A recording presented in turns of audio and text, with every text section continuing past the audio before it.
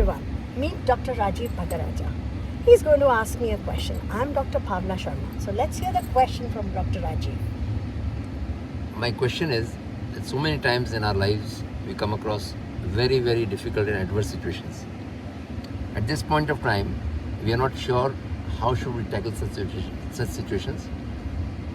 Whether we do some karma at this time, कुछ मेहनत करें, कुछ कर्म करें जिससे हम we are able to tide over those difficult times, और भगवान पे छोड़ दें. Should we leave it on destiny to tide over those problems? A very, very appropriate question. बहुत ज़रूरी प्रश्न है, क्योंकि ये हमारी ज़िंदगी में बहुत बार ही होता है.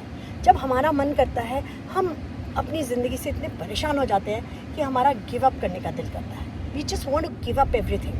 बट हमारे जो माइथोलॉजी है और स्क्रिप्चर्स हैं, वो ये सिखाते हैं कि you should never give up.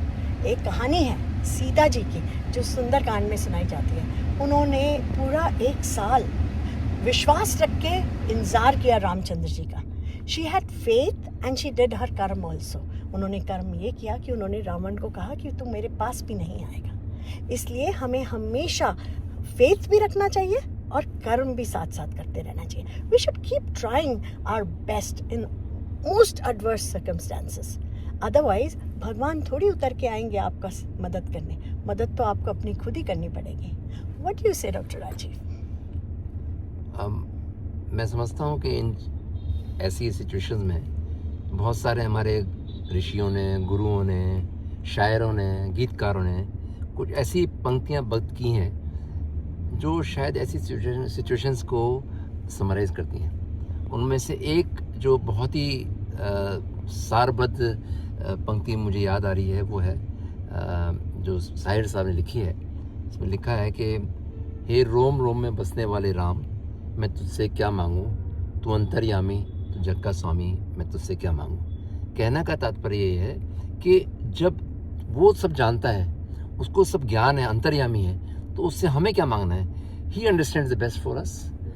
सो तू जाने तेरा काम, ये लाइन भी इसमें आती है जिसमें कहता है कि मेरे लिए क्या अच्छा है, क्या बुरा है, तू जाने तेरा काम.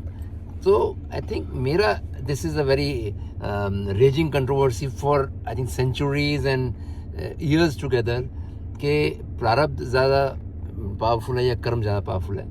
Probably destiny will take over.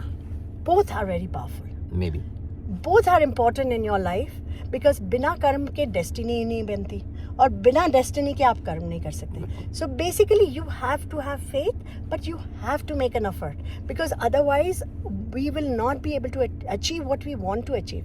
Till you try you will not get anything. So हमें विश्वास भी रखना चाहिए और डेस्टिनी को भी अपना गेम खेलने देना चाहिए, और भगवान पे तो भरोसा रखना ही चाहिए. वो अपने आप देखेगा जो करना है उसको. yes.